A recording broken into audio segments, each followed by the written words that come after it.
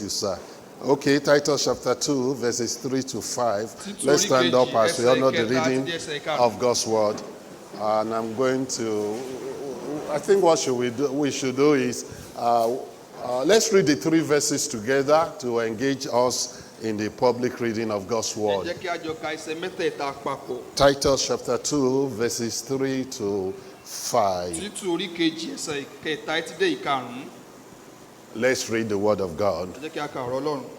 The aged women. Let's go together. We're all reading together. If you don't have it, it's already on the board. But I encourage you to always read from your Bible. It's good. So, the aged women likewise, that they be in behavior as becoming holiness, not false accuser, not giving to much wine, teachers of good things, that they may teach the young women to be sober, to love their husband, to love their children, to be discreet, chaste keepers at home, good, obedient to their own husbands, that the word of God be not blasphemed. I love that. That the word of God, the end result is, we don't want our lives to blaspheme God's word, but to bless the name of God. Okay.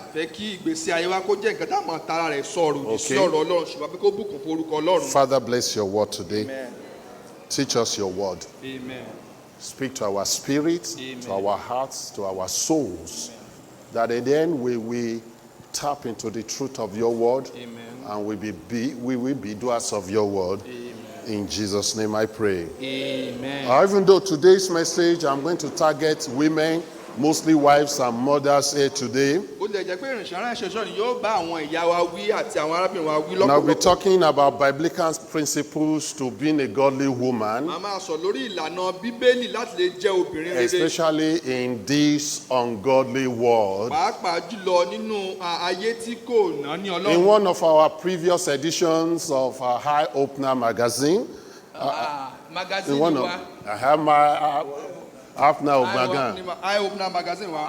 Reverend Akande asked my wife to write an article, or she wrote an article in that magazine about living ungodly in this ungodly world. That article was targeted to every Christian. But in this message today, I want to give it specifically to women this morning. And the word of God is for us. It applies to everyone. But today we are looking at a specific passage that speaks rather to women.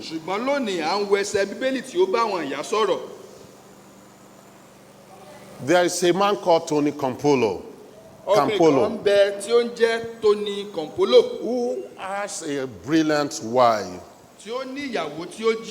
Of course, the wife has a PhD also.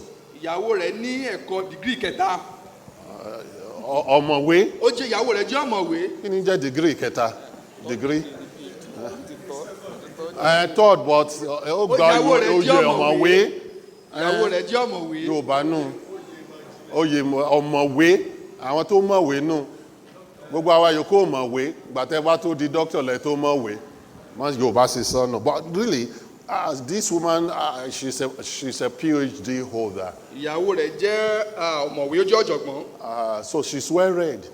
Ó jẹ́ ẹni tí ó kàwé lọ́pọ̀lọpọ̀. And but being a good Christian, she chose and opted to be a homekeeper. Ó yàn láti jẹ́ ẹni tí ó ń tọ́jú ilé. So she did not engage in any career, or she did not pursue a personal career out there. So she elected to stay home with her children when they were young. So her decision didn't bother her at all. But of course, when other women will ask her, what is she doing? They will ask her, what do you do? Oh, she will answer, I'm a homekeeper. I stay home and take care of my children and husband. With pride. Exactly. But then, they will, the people who asked, especially other women, would usually respond, oh, And then they ignore her from there on. ṣùgbọ́n àwọn tí ó béèrè béèrè lọ́wọ́ rẹ̀ wọ́n kà pòṣe wọ́n sì fi sílẹ̀. Or when you hold, and they won't talk to her. I mean, they don't recognize, they ignore her. wọn ò ná ní rẹ̀ So pàápàá. she came up with this response, ó wá ní ìdáhùn yìí.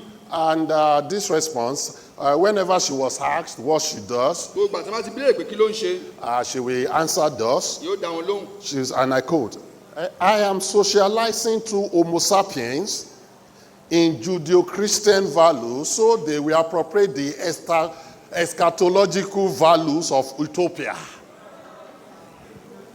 Amen, somebody. Amen. What do you do? Oh, I'm socializing to Homo sapien. You know, in Judeo-Christian values so that they will appropriate the eschatological values of utopia. They will, and she would then quickly ask them, what do you do? They will quickly like, oh, I'm a lawyer, I'm a doctor. And they are flattered. tí bá dáhùn lóhùn tí bá sọ pé mò ń tọ́jú àwọn ọmọ méjì tí wọ́n lè bá ní ẹ̀mọ́ ìjìnlẹ̀ ti Ọlọ́run. So, nínú ti Ọlọ́run wá ní owó àṣálẹ́ bí wọ́n lè dáhùn yìí. some people will now wander off with dazed on their eyes. àwọn yìí wọ́n á wò pé ní ojú wọn. With dazed look in their eyes. pẹ̀lú ìyàlẹ́nu ní ojú wọn. But whether you stay home or you work as a mom, ṣùgbọ́n bóyá àníṣẹ́ tí à ń ṣe ni o tàbí à ń dúró létà à ń ṣe gẹ́gẹ́ bí ìyá. I believe that Mrs. Campolo creatively revealed it to us that by not any means that we should be ashamed of being a wife and a woman ṣùgbọ́n ìyá and a mi Campolo homekeeper. ó jẹ́ kí ó yí wa pé kò yẹ kí ojú kí ó tì wá tí a bá jẹ́ ìyá tí ó ń tọ́jú ilé. Revealed to us that as woman, as a mother, your work as homekeeper is essentially important. ó jẹ́ kí ó yí wa pé iṣẹ́ ilé gẹ́gẹ́ bí ìyá ó jẹ́ iṣẹ́ tí ó ṣe pàtàkì lọ́pọ̀lọpọ̀. When Paul wrote to Titus, ìgbà tí Paul kọ̀wé sí àwọn ará Paul Títù, spoke and talked about people of Crete ó sọ̀rọ̀ nípa àwọn ará Crétè who live very violent and dishonest lives. tí wọ́n ń gbé ìgbé ayé tí ó tọ̀nà tí wọn ò ṣe lóòótọ́. Their life was so full of immorality. ìgbé ayé wọn kún fún ìgbà ìṣekúṣe ní It is ọ̀pọ̀lọpọ̀. like today in our time and in our culture, in our society, ìgbé ayé wọn dàbí irú ìgbé ayé tí à ń gbé lónìí. where abnormality has become the normal. níbi tó dàgbé nǹkan tí yóò tọ́ ló dàgbé pé ó ní yóò tọ́nà. The Christian value is being looked down upon. ìgbé ayé aṣẹ́yẹ kírísẹ́ǹtì ò tọ́nà àfojú tẹ́ḿbẹ́lú rẹ̀. Now there's increase in divorce. ó wá di pé lónìí ìkọ̀yìn sílẹ̀ wá We gbajúgbajà. see acceptance of sexual immorality. ẹ̀ṣẹ̀ ìṣekúṣe a rí pé ó gbajúgbajà. We see preoccupation with self-fulfillment. a rí pé àwọn onímọ̀ pé ìmọ̀tara ẹni nìkan. And this is taking toll on family, a sì on rí the pé nìkan family. ó ń kó bá ìdílé lọ́pọ̀lọpọ̀. We see our culture spinning out of control. a rí pé ẹ̀yà ọtọ́ pé wọn ò lọ bó ṣe yẹ kí ó lọ And the mọ́. family unit is breaking down. a sì pé ètò ìgbékalẹ̀ ìdílé ó ń ṣubú ó ń dàrú. But the Bible lifts up the family. ṣùgbọ́n bíbélì ó gbé ìdílé ró. The Bible exalts the place of the woman in the family. bíbélì ó jẹ́ kí ó yé wa ìṣe pàtàkì iṣẹ́ ìyá nínú ìdílé. Even though the culture today is trying to diminish the importance of womanhood, bó tiẹ̀ jẹ́ pé àṣà lónìí kò jẹ́ kí iṣẹ́ ìyá kò jẹ́ kí ó and ṣe that's the pàtàkì. devil. It starts from little until when it gets foothold on that little, the devil, sin, temptation, addiction, like we were discussing this morning with Pastor Samuel, will not stay there. We always want to expand. We always want to grow. a sì rí pé iṣẹ́ ìṣìlélẹ́ yìí kéékèèké náà ni ó bẹ̀rẹ̀ títí pé yóò fi gbajúgbajà. Just like the influence of the Western world, gẹ́gẹ́ bí a ṣe rí pé bí ìdàgbàsókè bí a ṣe rí pé ó ń kó bá wa nínú gbogbo nǹkan tá à ń ṣe lónìí. even our culture here in Africa, àti àṣà wa gan ní ìlú áfíríkì ilẹ̀ adúláwọ̀. our culture here in Nigeria, àṣà wa ní orílẹ̀-èdè nàìjíríà ní bíbáyìí. and most of our culture are very in line with the Bible, by the way. pàápàá jùlọ a sì rí pé àṣà wa rí pé ó tẹ̀lé ìlànà ti bíbélì. Our culture is being eroded. Those good value culture that are in line with the Bible are being destroyed through Western influence. àwọn And àṣà that's wa the tàbí truth. tí ó wà ní ìlànà bíbélì a rí pé ìdàgbàsókè ó ti ń bàjẹ́. Through Western influence, nítorí bí ìdàgbàsókè nínú ayé bó ṣe ń lọ ó ń bàjẹ́. through feminism, nípa pé obìnrin náà ṣe pàtàkì láwùjọ. through liberalism, àwọn ṣètò wọ̀. nípa tí àwọn tí ṣe bó ṣe wù mí. And many of you women here and young ladies here, you are under immense pressure, I will say, under serious pressure. on how to balance your life. ọ̀pọ̀lọpọ̀ obìnrin tó sì wà ń bí a rí pé ọ̀pọ̀lọpọ̀ àwọn kan ni ó wà ní ọ̀rọ̀ pé báwo ni a ṣe lè gbé ìgbé aṣèwáyé wa tí ó fi wà ní In ìlànà tó fact, tọ̀nà. women who choose, like Mrs. Campolo, to be homekeeper are being ridiculed and are being looked down on. àwa rí pé àwọn ẹ̀yà tí ó yàn láti tọ́jú ilé gẹ́gẹ́ bí ìyá àfihàn Kàǹpólò a rí pé à ń fojú tẹ́ḿbẹ́lú wọn. And many of us parents are even giving our ladies undue pressure not to value family. Not to value family, but to value career. ọ̀pọ̀lọpọ̀ ara sí pé à ń tọ́ àwọn ọmọbìnrin wa láti má nà ní ìdílé ṣùgbọ́n kí wọ́n ná ní àti yan iṣẹ́ kan láàyò. And let me put it straight ẹ and jẹ́ get kí me. n sọ eléyìí fún wa o. For economic value and for economic prosperity or well-being of your family, you may have a job as a woman, you may pursue a business, but should never be at the expense of your family. bó lè jẹ́ pé bá bí ọ̀rọ̀ ajé wa Amen. tó ṣe ń lọ àti láti lè bá àwọn àìní wa pàdé gẹ́gẹ́ bí obìnrin a lè níṣẹ́ lọ́wọ́ ṣùgbọ́n kò yẹ kó di iṣẹ́ ilé wa lọ́wọ́ gẹ́gẹ́ bí ìyá.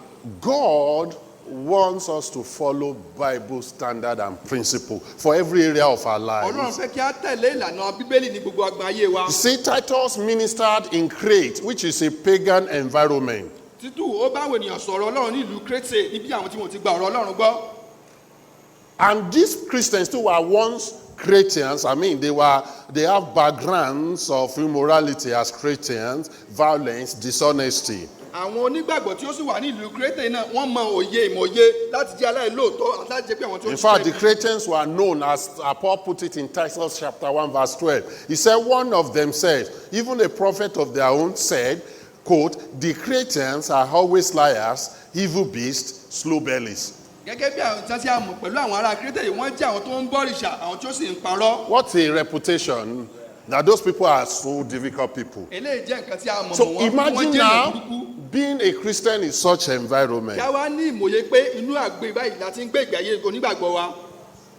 It will truly be difficult. A mọ̀ pé yóò lè lọ́pọ̀lọpọ̀. I would say today that Nigerians are even worse than Cretans. Mo lè sọ pé lónìí Our culture. Nàìjíríà gan aburú ju àwọn ará Crétè tá à ń sọ lónìí The lọ. world today is worse than what it was during the days of Paul. Ayé lónìí ó burú jáì ju ìgbà ayé Pọ́ọ̀lù tí à ń sọ ìgan lọ. Now they are trying to bring us into shame, those of us who are standing on the Bible principles. Àwa tí a wá ń gbé They ìgbé want ayé us wa to be lórí ashamed. ìlànà Bíbélì gan wọ́n fẹ́ Listen kó to tó me. mọ̀ tì wá. They want young women who are maintaining their virginity to be ashamed of themselves. Wọ́n fẹ́ kí àwọn ọ̀dọ́ ọmọbìnrin tí ó ń para wọn mọ́ wọ́n fẹ́ kí ojú gbà tì wọ́n. And it's sad because such young women too, some young men too, are feeling ashamed not to tell among their peers that they have not destroyed themselves, they have not defiled themselves. Àwa rí pé ó bànújẹ́ lọ́pọ̀lọpọ̀ bí àwọn obìnrin tó gbé ó para wọn mọ́ gan inú wọn ò dùn ní Àtọkùnrin. àwùjọ.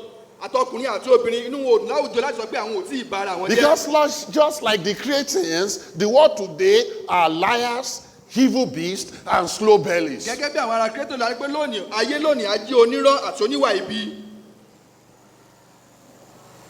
There is serious ungodliness in the world today. Àìwà bí Ọlọ́run a rí pé ó gbajúgbajà lónìí. And I will say this, listen, the root of this ungodliness and insecurity and all the problems we are facing in our society today really comes from and starts from the home, Most lè from sọ the pé family. ìpìlẹ̀ gbogbo tá à ń dojúkọ lẹ́nìí inú ìdílé ló ti bẹ̀rẹ̀. That's why Yoruba will say, Gẹ́gẹ́ torí àwọn Yorùbá ṣe máa ń sọ wípé if the passage is bitter, bí ọ̀dẹ̀ òdùn the community will be like bush. bí ìgbẹ́ ní ìgboro rí. Clap for me. I transliterate it. Iṣẹ́ mo ṣe o. Well done, sir. I need to earn a professorship on that. Prof is here. Yes, Prof, because that's a rude transliteration. But seriously speaking, listen. It starts from the home. Inú ilé ló ti bẹ̀rẹ̀. And it now starts, the destruction is the home, now comes back to the woman. Àwa rí i pé Now. gbogbo ìbàjẹ́ inú ilé yìí ọ̀dọ̀ ìyá ó wá sí ọ̀dọ̀ ìyá. The Bible says the husband is the head of the home. Bẹ́ẹ̀ sọ pé ọkùnrin ni olórí ìdílé. And it's to provide, protect for Ó yẹ his kí ó family. pèsè kí ó dáàbò bo ìdílé rẹ̀. But in reality, it is the warder. It is the wife that is the home keeper. ṣùgbọ́n nítòótọ́ a rí i pé ìyá gangan That's ló what ń the pa Bible ilé mọ́. says. The wise woman builds her home. torí ẹ̀ ń bẹ̀rẹ̀ sọ and pé her own obìnrin house, ọlọ́gbọ́n her ó ń own kọ́ ilé rẹ̀. family. Ó kọ́ Didn't ìdílé say rẹ̀. wise man.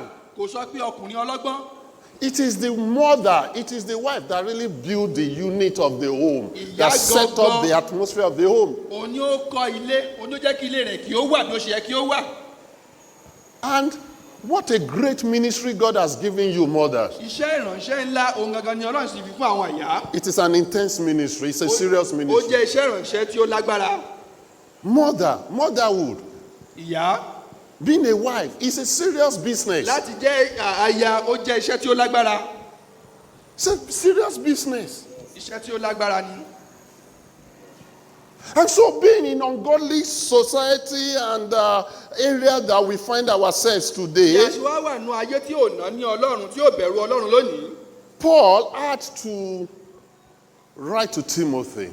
Pọ́ọ̀lù wá kọ̀wé sí Tímótì. And in our passage today, Nínú ẹsẹ̀ ìbéèrè tí a sì kà lónìí. telling him to instruct women how to live in their society, in their ungodly society then, which is applicable to us today Yóò sọ as fún well. àwọn ìyá bí wọ́n ṣe gbé ìgbé ayé wọn nínú ayé tí ò dáa lónìí. So it is in this letter to Titus that Paul emphasized the connection between godly belief and godly behavior. Nínú lẹ́tà tí Pọ́ọ̀lù wa ẹ̀kọ́ òní Pọ́ọ̀lù wa fi yé wa pé bí a ṣe lè gbé gẹ́gẹ́ bí ẹni tí ó bẹ̀rù Ọlọ́run àti ẹni tí ó ní Because ìgbàgbọ́ tí ó bẹ̀rù godly Ọlọ́run. behavior comes from a relationship with Jesus Christ, Torí ìbẹ̀rù Ọlọ́run ó wá nínú ìbáṣepọ̀ wa pẹ̀lú Jésù where Kristi. the living truth transforms your formerly corrupt lifestyle. Níbi tí òtítọ́ Ọlọ́run tó ti ń tún ìgbésí ayé wa tí ò dáa tó ti ń So tún ṣe. Paul addresses this principle to women especially in regards to the family. Pọ́ọ̀lù wa kọ́ ìwé ìsílẹ̀ pàtàkì sí ọ̀nà tí bí ìdílé bí ó ṣe lè dára. So there are two groups of women he spoke to from our passage. You remember? Àwọn Titus chapter 3, àwọn ìpele méjì ìyá 2 ló bá to sọ̀rọ̀ 5. níbàyí. You remember? I mean, Titus chapter 2, 3 to 5. Nínú ìwé I miss Títù orí me. kejì ẹsẹ̀ First, kẹta sí ìkarùn-ún. he spoke to the older women. Àkọ́kọ́ ó bá àwọn àgbà obìnrin sọ̀rọ̀. Said to the aged women likewise. Sí àwọn àgbà obìnrin. The aged women. Àwọn àgbà obìnrin. He's really speaking about women who are very mature, not young ladies. Ó ń sọ ń bá àwọn obìnrin tí ó ti dàgbà sọ̀rọ̀. I don't know what age I can categorize that to, but I want to say probably women who have raised their children, whose children today are grown up. Mi ì mọ ìpele ọjọ́ orí tí mo lè sọ pé eléyìí ṣùgbọ́n mo lè sọ pé àwọn ìyá tó pé ọmọ wọn ti dàgbà díẹ̀. Perhaps their children are out of the home to universities or even having their own family. Bẹ́ẹ̀ fún àpẹẹrẹ bóyá àwọn ọmọ wọn gan tiẹ̀ ti wọ ilé ẹ̀kọ́ gíga gan tàbí wọ́n ti ní ìdílé tiwọn. But in speaking about Christian practical life, he is now said to the aged women, having spoken to men generally. I didn't know where in verse 2 he didn't say to aged men. Maybe women, we don't dare get mature, so to speak. Ìmọ̀ kò fi bá àwọn ọkùnrin àgbà sọ̀rọ̀ níbí o. But in verse 2 you will see that. But he said in verse 3, now to aged women. He divided the women into group, mature women and younger women. Ṣùgbọ́n a rí i pé ó pín ìpele àwọn ìyá sí méjì níbi pé àwọn obìnrin tí ó ti dàgbà àti àwọn obìnrin tó ẹ pé ó ti Or could we àwọn ọ̀dọ́ say ìyá. he's talking to all married women Tàbí pé ó ń bá wọn tí ó ti ṣe ìgbéyàwó sọ̀rọ̀. who are responsible to the young ladies who will one day get married. Tó ẹ pé wọ́n ní ojúṣe sí àwọn ọ̀dọ́mọbìnrin tó pé lọ́jọ́ kan náà ṣe ìgbéyàwó. Are you with me? So we can apply it that way, but let's move forward and say he's talking to women, practically married women, Ó ń bá àwọn obìnrin tó ti ṣe ìgbéyàwó sọ̀rọ̀. and what he's telling them to teach their younger women that we'll see in verse 4 is also what they should have done or they should be doing. Ó sì ń bá wọn sọ lórí nǹkan tó yẹ pé nǹkan tó yẹ kí wọ́n ti máa ṣe àti pé wọ́n kó àwọn ọ̀dọ́mọbìnrin wọn tó bá wọn náà ṣe ìgbéyàwó lọ́la. But he said practically, mothers here today, mothers, Ìyá ní bíbá yìí lónìí. he said live a practical, godly Christian life Pé kí ẹ gbé ìgbé ayé tí ó wà ní ìlànà in pẹ̀lú this Ọlọ́run. corrupt, ungodly word, nínú ayé tí kò ná ní ọlọ́run. so that the word of God will not be blasphemed. ló jẹ́ pé ọ̀rọ̀ ọlọ́run àmì sọ̀rọ̀ òdì. He said to older women in verse 3 that number one, they are to have a righteous mindset. ó yẹ kí wọ́n ní ọkàn tí ó tọ́. He said the aged women likewise that they be in behavior as becometh holiness. kí wọ́n ní ìwà bí ọlọ́run, ìwà mímọ́. That is, they must have reverent behavior. wọ́n gbọ́dọ̀ ní ìwà tí ó ní tó bọ̀wọ̀ fún ọlọ́run. In Greek word, this carry an idea of how they dressed,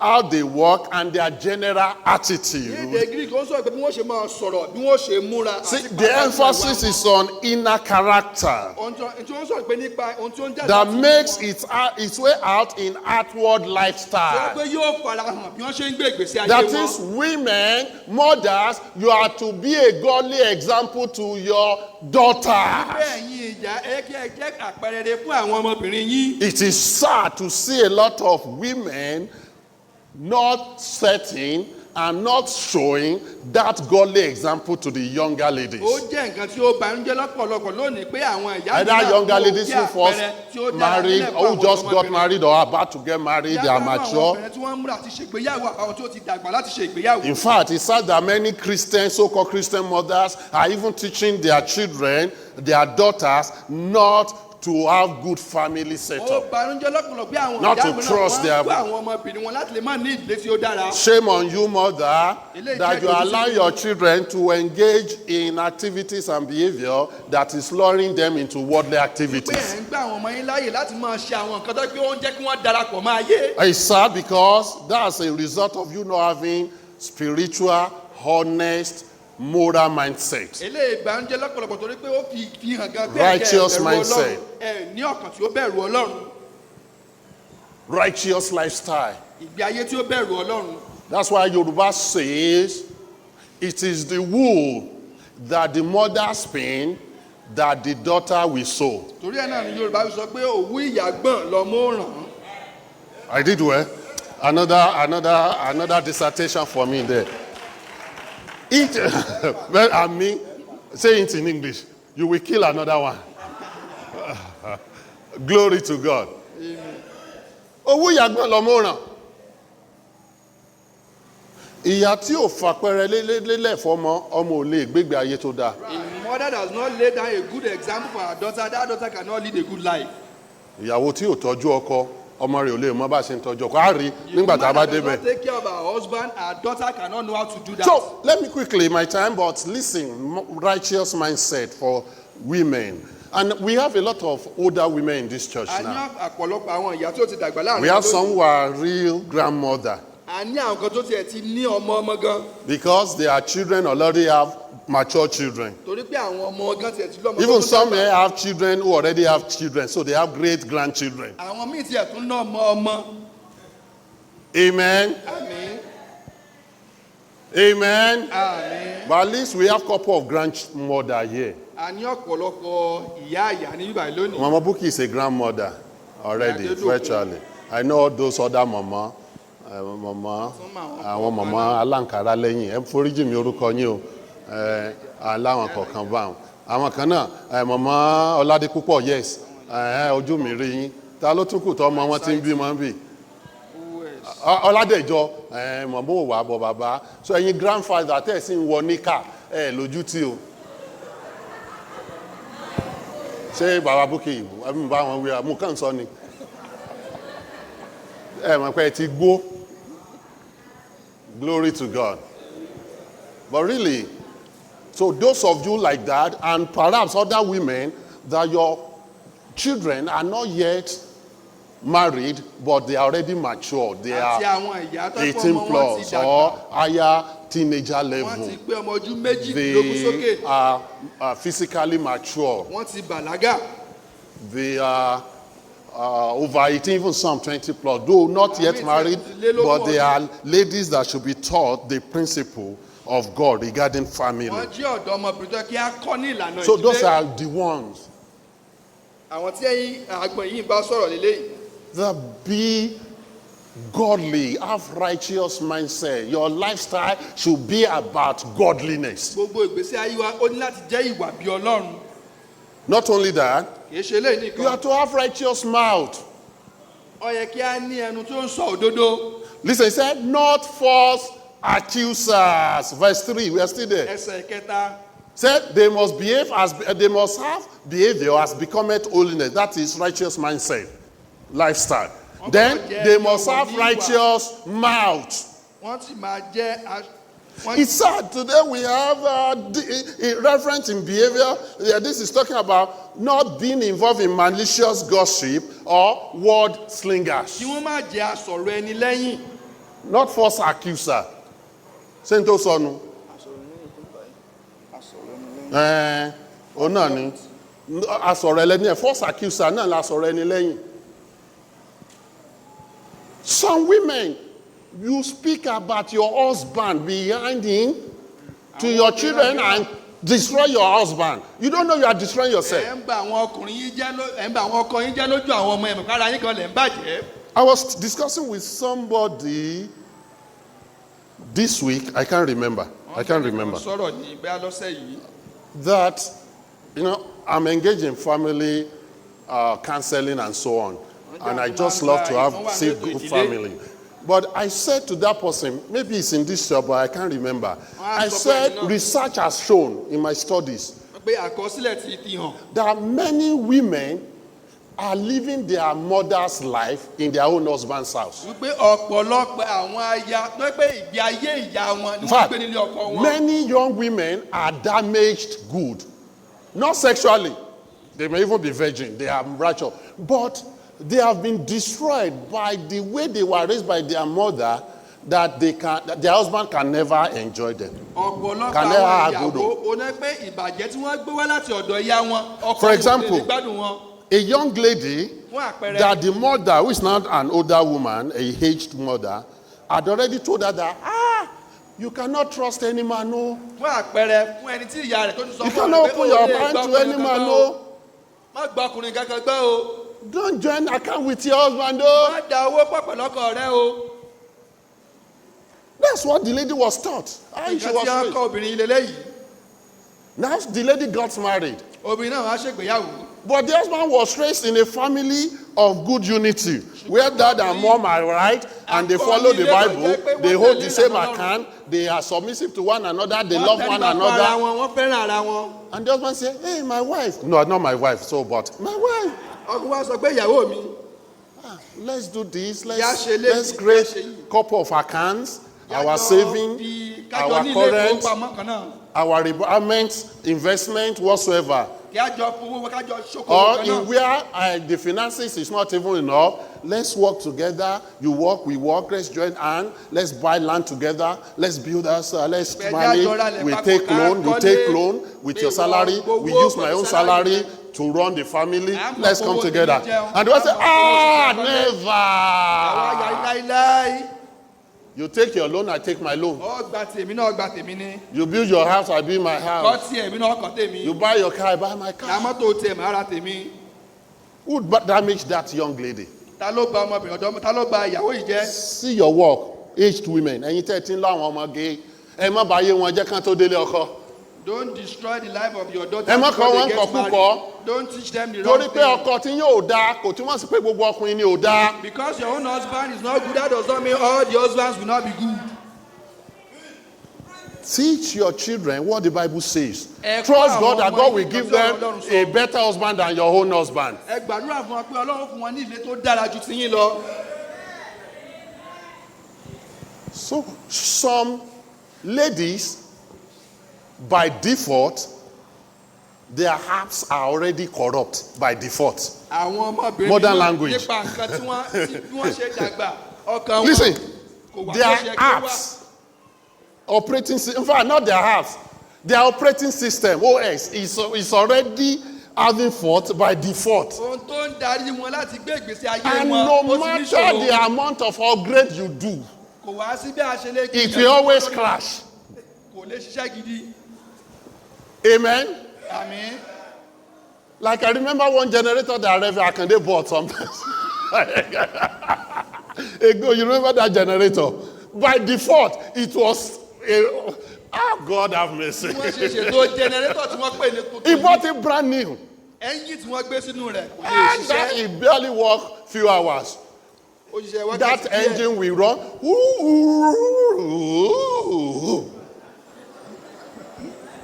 And he called Baba generator. And they went to buy it together, by the way. And they changed every part. Gbogbo tí ń bẹ lára jẹ́rẹ́tọ̀ yìí ni wọ́n yí padà. They changed every part. Oh. Wọ́n change gbogbo tí ń bẹ nínú rẹ̀. By the time they finished changing every part Ìgbà tó wọ́n fi ṣe to pàṣípààrọ̀ crankshaft and everything, the generator will still go. Jẹ́rẹ́tọ̀ tún ṣiṣẹ́ náà ni. What happened to it? You saw it. Okay, they removed the part and set the part. I wonder who bought a 40 part. May God have mercy.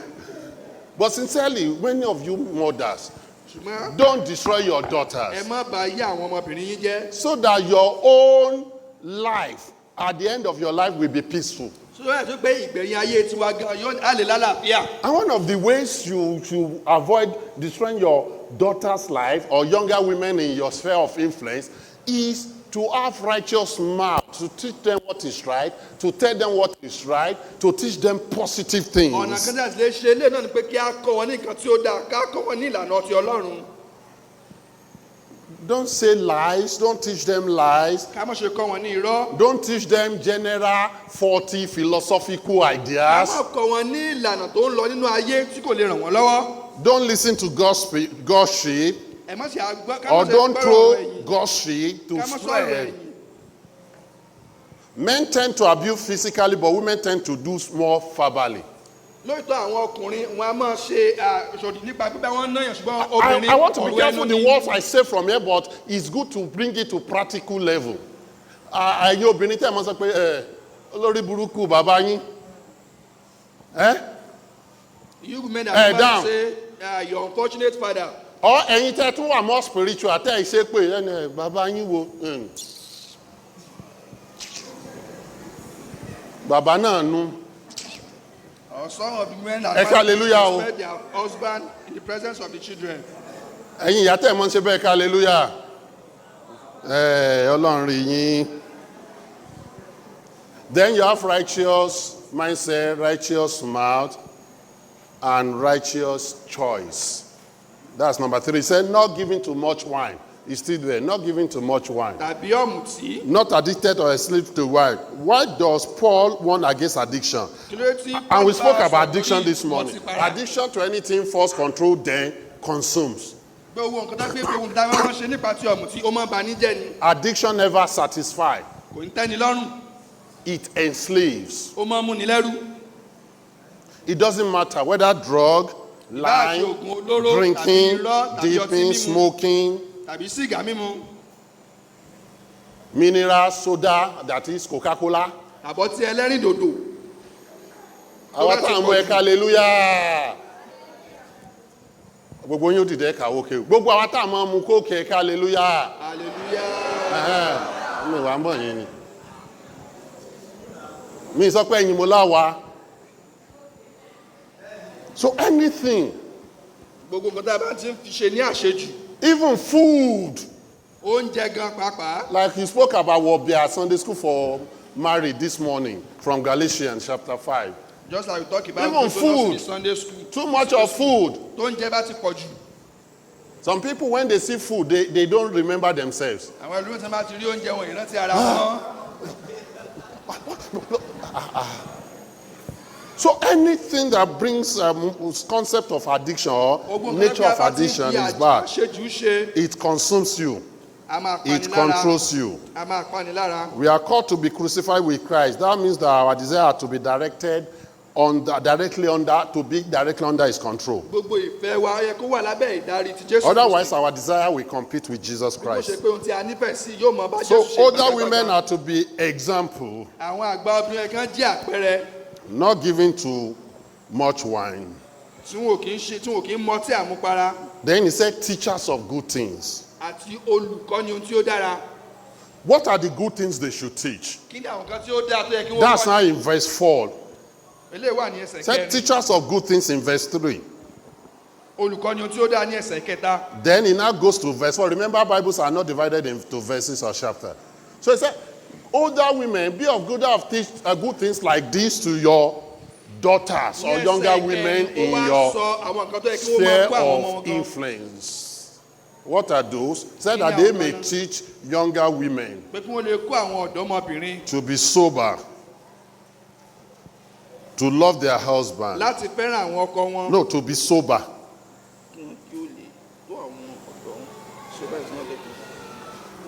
Kí wọ́n kí ó lè tọ́ àwọn ọ̀dọ́mọbìnrin láti fẹ́ràn. Yorùbá fo sober yẹn. Amen. Bí kò ṣe olùkọ́ni ohun rere. Kí wọ́n kí ó lè tọ́ àwọn ọmọbìnrin láti fẹ́ràn ọkọ wọn. Kò fi síbẹ̀. But listen, in English said that they may teach the younger women to be sober. Kí wọ́n jẹ́ onísùúrù. No, oníwà ìkóra ẹni níjàánu. Oníkóra ẹni níjàánu. To love their husbands. Kí wọ́n fẹ́ràn ọkọ wọn.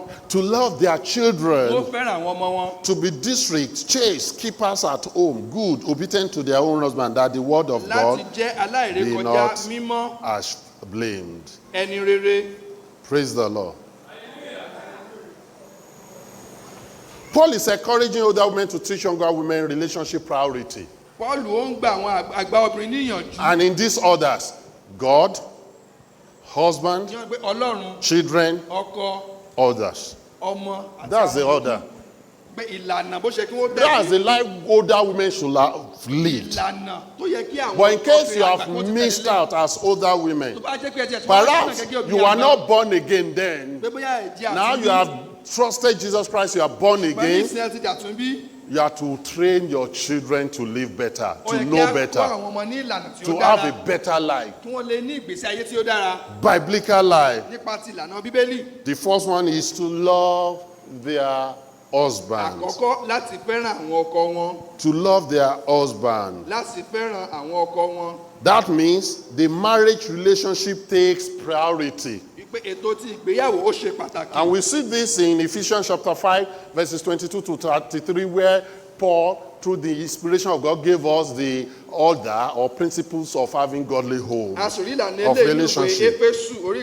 We were given laws or principles that should govern the home where the husband and wife desire to love each other in the will of God. And when the marriage relationship is priority, the wife and husband will be most fulfilled. The children will learn how to have successful marriage. The wife and husband will both be aware of the dangers of placing other pursuits as priority above the marriage relationship. We are living in a society that the marriage relationship is being demonized, is being destroyed. It comes from Western culture and is being embraced us without question by us. Yes. We have husbands living separate, husband and wife living separately. Because of job. Because of career. My brother, my immediate junior brother, used to tell me a story of a family. The wife is a medical personnel, I think nurse now, matron. The husband is a medical doctor. And they are good Christians. So when the husband got a job, the wife resigned her appointment where they were together before and followed the husband to the new spot. They didn't live separately. And she got a partial job to help. And I was told that within 6 months, the wife got a better job too. Thank God the husband resigned too and followed her. Yes. And he got manageable clinic while the wife. And within 2 months, the husband get another good job. So they decided, okay, this is it. So the wife resigned too. But what I'm saying is they always follow one another. I remember one of my sisters, when the husband had to leave where they were because of the ministry, she followed him. And God so blessed them that she got employment, government employment there. When they finished there and the husband had to relocate, The wife followed him ìgbà again. tí ọkọ ní láti lọ síbòmíràn torí iṣẹ́ ìránṣẹ́ ìyàwó tún And as God will have it, God opened the door for her to get a good job ìgbà tí there. ọlọ́run sì gbé ìbùkún nídìí See? ọlọ́run tún lánàá mí fúnra wọn. God is never interested in you say, if God do it, then I will do it. ọlọ́run ò nínú ìdúsí ká máa sọ pé nígbà tó ọlọ́run bá ṣe àwa ó ṣe. Do you get that concept? ṣé ó yé wa. Tọ́lọ́run bá pèsè iṣẹ́ fún mi, màá tẹ̀ lọ́kọ mi. if God provides a job for me, He I will follow my doesn't. husband. kì í ṣe bẹ́ẹ̀ ló ṣe ń ṣiṣẹ́. This is how God works. bọ́lọ́run ṣe ń ṣiṣẹ́ lélẹ́yìí. I will follow him. màá tẹ̀lé. Then God will provide. ọlọ́run ó wà pèsè. amen. And that is practically applicable to every life, both men and women, young and old. You first decide to do the will of God. àwọn aláwọ̀kọ́ pinnu láti ṣe ìfẹ́ ọlọ́run. And God will ọlọ́run yóò wá. do it for you. yóò wá ṣe fún wa.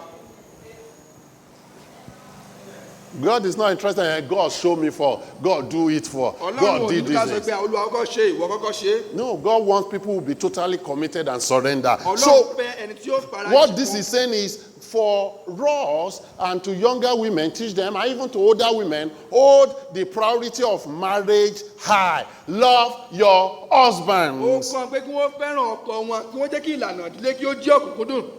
This is in contrast to the ungodliness of our world, where personal happiness is placed above every other eléyìí priority. lòdì sí nǹkan tí ó ń lọ nínú ayé tó jẹ́ pé nǹkan tí à ń lépa ó ṣe pàtàkì. So we ju see ìdílé that lọ. godly mothers in an ungodly world love their husbands. àwa rí i pé àwọn ìyá tí ó fẹ́ràn ọlọ́run nínú ayé tí kò dára yìí wọ́n Somebody fẹ́ràn may ọkọ wọn. ask and say, Pastor, what about if the husband does not love the wife? ẹnìkan wá lè béèrè pé tí ọkọ ò bá fẹ́ràn ìyàwó ńkọ́. You still love your husband. ìwọ sì fẹ́ràn ọkọ rẹ.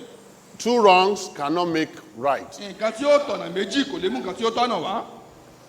And somebody must decide to always do right. ẹnìkan sì gbọ́dọ̀ pinnu láti ṣe nǹkan tí ó tọ́. Even if your partner is not doing right, you say, I will do right. tó bá tẹ̀ jẹ́ pé ẹnìkejì ò ṣe nǹkan tó tọ́. Because it is, ìwọ pinnu pé wọ́n ṣe nǹkan tó it is tọ́. that God honors, that God bless, torí pé eléyìí ni ọlọ́run yóò bu ọlá that fún, God yóò sì bùkún rewards. sí. tí ọlọ́run ó fi èrè fún. You cannot do evil and expect God to reward you. a lè ṣe ibi ká You lóòótọ́ can't- ọlọ́run wà fún wa lérè tí ó dára. Stop living in retaliation. ẹ má ṣe ká jẹ́ àgbé ìgbé ayé ẹ̀san mọ́. My husband did this, I'm going to do it back. ọkọ mi ṣe léyìí màá ṣe You léyìí do fún. me, I do you. ó dá mi lóhùn. It's of the devil. èṣù ni. And it's destroying our homes and ó families. sì ń ba ilé wa jẹ́ So secondly, women love your husband. èkejì ẹ̀yin ìyàwó. Mothers, then women as mother. So women as wife, love your husband. Then women as mother, love your children. ẹ̀yin ìyá Verse gẹ́gẹ́ 4 bí ìyá said, fẹ́ràn àwọn ọmọ yín. said that they may love their children. kí wọ́n lè fẹ́ràn àwọn ọmọ wọn. To love their husband, then to love their wọ́n children. fẹ́ràn ọkọ wa àkọ́kọ́. Loving Ẹ kí our wọ́n sì children fẹ́ràn does ọmọ not mean giving them everything they want. wọn. ìpè àfẹ́ràn àwọn ọmọ kò sí pé a fún wọn ní gbogbo nǹkan tí wọ́n fẹ́. You know, there is a woman with a toddler, with her baby, pé obìnrin kan fún àpẹẹrẹ obìnrin kan tó ní ọmọ kékeré kan lọ́wọ́. and they were in garage. wọ́n wá wà ní gáràjì tó ti fẹ́ wọ mọ́tò. They want to board a vehicle probably from Ogbomoso to Lagos or wọ́n to fẹ́ wọ Ibadan. mọ́tò láti Ògbómọ̀ṣọ́ lọ sí Ìbàdàn. And you know, at garage is where you find a lot of chops. a sì rí pé ibi báyìí wọ́n máa ń ta ọ̀pọ̀lọpọ̀ nǹkan jíjẹ. Amen. àmín.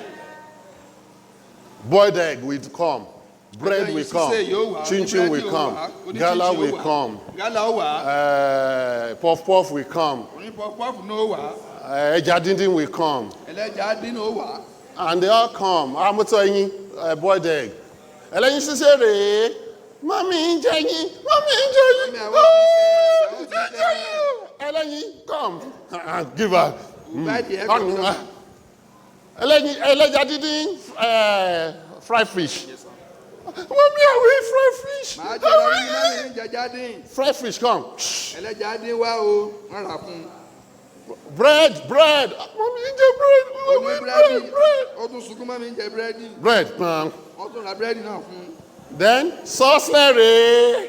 poison. And he doesn't, Mommy, just saucelere. Mommy, just saucelere. Ah! Mommy, no, you cannot eat saucelere. It's for poison for rat. And he was crying. So some other passenger is going to say, tó wá wà ní ọkọ̀ wá sọ pé. you will buy saucelere for him. ẹ ra ògùn eku náà. Everything that has been coming, you are buying. gbogbo nǹkan tó ti polówó wá bí In báyìí. other words, indulgence.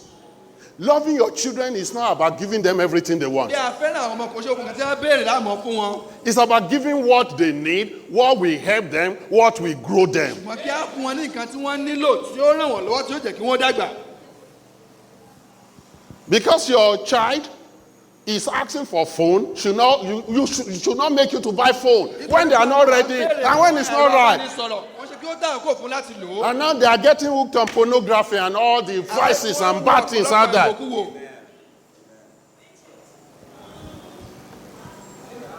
Because everybody is giving it to their children does not mean you should when it's not right. If you truly love your child, you will. Jesus said, we will talk about that last week. He said, you being evil, if you know how to give good gifts. He said, who among you that your child will ask for fish and you will give him or her scorpion or stone? But many of you mothers, you are giving your children scorpions. You are giving them snakes. You are giving them sorcerers. Poison.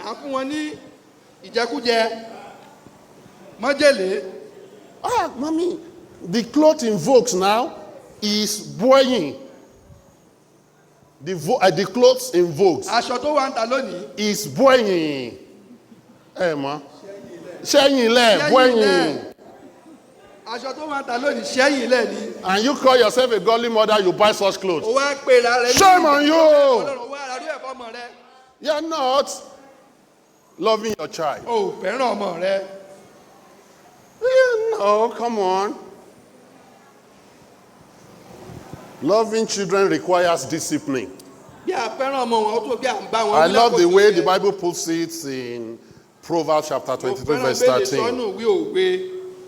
Say, withhold not correction from the child, for if thou beatest him with the rod, he shall not die. Thou shalt beat him with rod. This is against America. And it's not in Nigeria. The Bible says beat him with the rod. It didn't say beat him with boxing. No. Oh, mommy, stand up. Sandy, you won't die. And shall deliver his soul from hell. That's the Bible.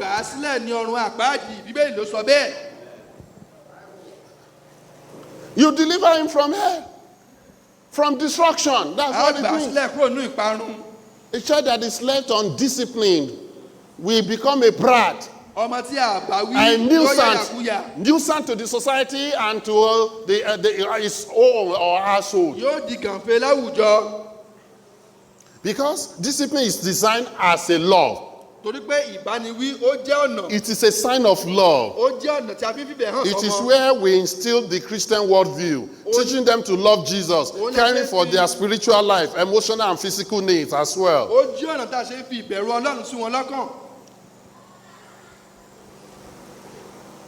2 Timothy spoke of Timothy.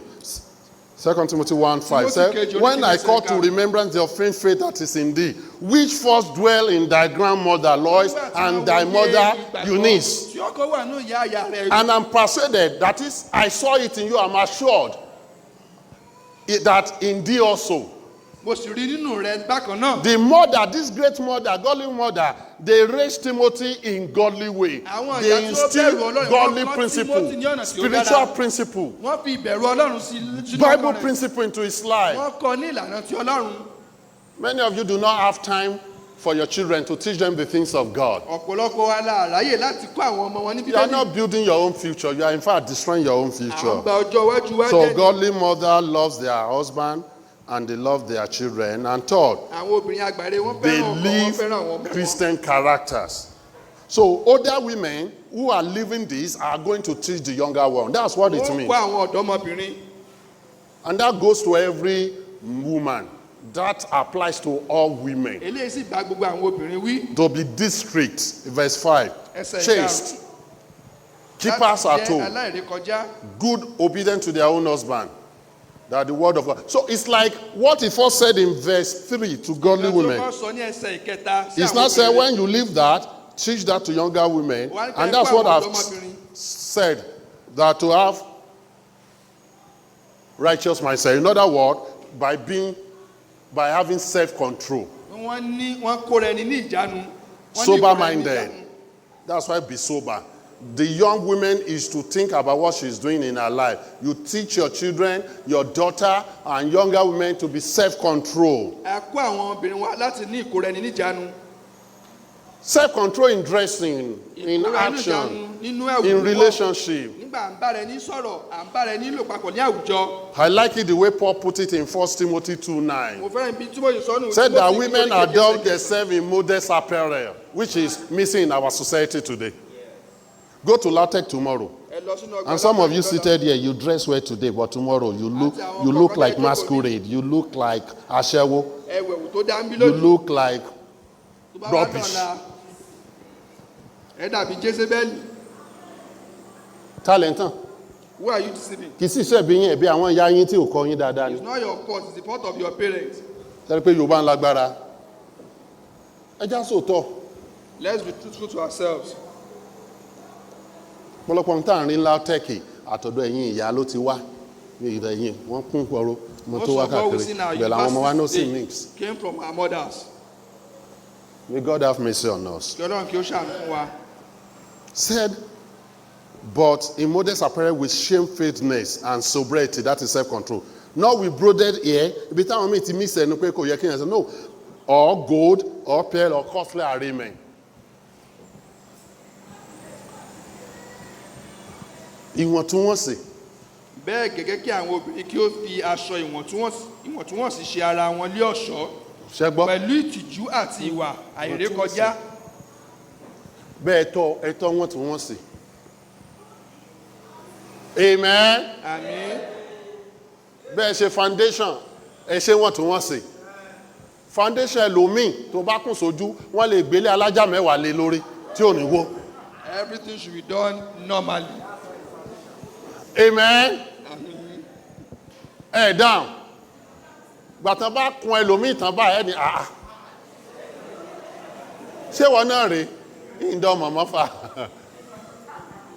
Wọ́n sọ de eégún ni. Tẹ́lómi bá kun tójú mo ti rán tójú mi wọ́n sì kùn dé wọ́n tọ́ dé pákọ̀.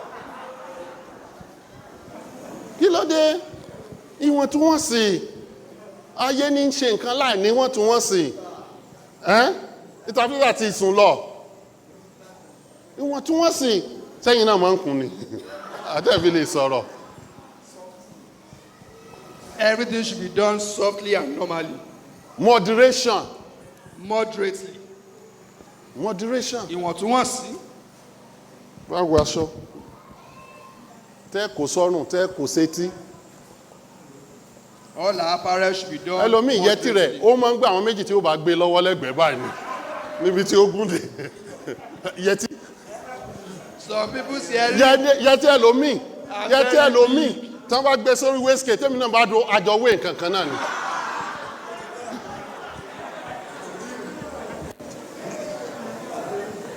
Ọ̀dà, eré lẹ́rù pé mò ń ṣe. By being poor, by being pure, chaste. He said chaste. We have said that. By working at home, said keepers at home. Nípa iṣẹ́ tí a ń ṣe nílé. Ibi tí a ti bẹ̀rẹ̀ nìyẹn, homekeeping is now something of iṣẹ́ ilé. that is not in vogue. It's Ó good. jẹ́ nǹkan tí ò gbajúgbajà. Everything should be in that priority. Gbogbo ẹ̀ lọ. Then by being kind, he said by being kind, he said good. Kí á jẹ́ tí ó In ṣe that verse dáadáa 5. ní ẹsẹ̀ ìkarùn-ún. Of Titus chapter 2. Go back to it. Then submitting to your own husband. He said obedient to their own Fún husband. àwọn ọkọ wọn. Obedient to their own Wọ́n husband. tẹríba. And I can go on and go on. But listen to me as I bring it together. Mo ẹ gbọ́ mi o. Nígbà ṣe so gbé ẹ̀ papọ̀. Today is your day, mothers. Òní jẹ́ ọjọ́ yín ẹ̀yin ìyá. Don't fail in your responsibility. Ẹ má ṣe jẹ́ àkúnà nínú One day ojúṣe wa. you will stand before God. Ní ọjọ́ kan, a ó dúró níwájú Ọlọ́run. You are not to please me. I'm Ẹ nobody. ẹ fẹ́ wù mí o. Èèyàn I lásán ni mí. myself will stand before God Èmi gangan máa dúró níwájú Ọlọ́run. to give my own account. Láti jíyìn. You will stand before God. Ẹ̀yin náà ó dúró níwájú And Ọlọ́run. what are your primary responsibility? Mọ kí ni àwọn ojúṣe tá a mú lọ́kùnkúndùn? Or what is your primary Kí ni àwọn responsibility? ojúṣe tẹ́ ẹ mú lọ́kùnkúndùn? Your husband, Ọkọ yín, your wife, your children, àwọn ọmọ, your home. ilé In other words, your family. àti ìdílé wa. The same goes to men. Bẹ́ẹ̀ náà àwọn ọkùnrin. Our family should be our priority. ìdílé wa The gbọ́dọ̀ other jẹ́ is gbọ́dọ̀ God, lọ́kùnkúndùn. family. ìlànà ni pé Ọlọ́run. As a man, I should be and think of my family after God, my family. Gẹ́gẹ́ bí ọkùnrin, Every career, lẹ́yìn every Ọlọ́run, decision, mo gbọ́dọ̀ ronú every nípa provision ìdílé should be about that. nípa ìpinnu tí màá ṣe. But today is Women's Day. That's why we Ọlọ́run are. ọjọ́ ìyá. The emphasis is on you, Torí ẹ̀ ṣe mothers. ń bá wọn yà sọ̀rọ̀. Ẹ jìn yín o, You will give account, mothers. ẹ jìn yín o, You will give account. lójú yín. Àwọn ọmọ yín ti ń rìnrìn kúrìn. In your presence, Ẹ rò pé your wọ́n ti children are jájú going oge. wayward. Ẹ rò pé wọ́n ti jájú oge. You Ẹ mọ̀ think ń they tanra are yín. independent already. You are deceiving yourself. Ẹ jẹ́ lọ ronú pìwàdà. Let's think twice. Let's repent. And sit firm Kí á mú ìdúróṣinṣin wa. and raise godly women for the next generation. Kí á rí pé a tọ́ àwọn ọmọ wa ní ọ̀nà tí ó tọ́ ká lè ní ìyà tí ó dára lọ́la. A godly generation. For a future generation. Godly women. Fún ọjọ́ ọ̀la tí ó dára. Godly ladies. Àwọn obìnrin tí ó bẹ̀rù Ọlọ́run. So I celebrate you, mothers. A kí yín ẹ̀yin ìyá. Happy Mother's Day. Ẹ kú ọjọ́ But ìyá. live godly in this ungodly world. Ṣùgbọ́n ẹ gbé ìgbé ayé nípa ti ìlànà Ọlọ́run ní ayé tí ó tọ̀nà yìí. Have righteous mindset. Righteous Ẹ ní ọkàn mouth. tí ó dára. Righteous living. Kí á gbé ìgbé ayé tí ó dára. ìgbé Righteous tí ó tọ̀nà. character. Ká ní ìwà tí ó dára. And translate it to your children. Kí á sì tọ́ àwọn Not ọmọ only wa. your biological children, but every person, every child that God has brought to your Wọ́n realm ṣe àwọn ọmọ tí a of bínú nìkan. influence. Ṣùgbọ́n gbogbo àwọn ọmọ tí a mọ̀ bí a nípa lórí wọn. in the church, Nínú ìjọ. in the community, Ní àwùjọ. everywhere you are. Ní gbogbo Raise tí a bá them, wà. encourage them Kí á kọ́ wọn. Kí á gbà wọ́n níyànjú. to be righteous too, Láti jẹ́ olóòótọ́. Láti jẹ́ oníwà bí Ọlọ́run. to love their husband, to love God, Kí wọ́n fẹ́ràn ọkàn. Kí wọ́n fẹ́ràn Ọlọ́run. to be self-controlled, Kí wọ́n ní ìkóra ẹni and níjàánu. show it by example. Kí wọ́n sì fi hàn nínú àpẹẹrẹ. Pray Wọ́n gbàdúrà and help your future. láti ran ọjọ́ iwájú wọn lọ́wọ́. Let's stand up and pray together. Happy Mother's Day. Ẹ kú ọjọ́ ìyá.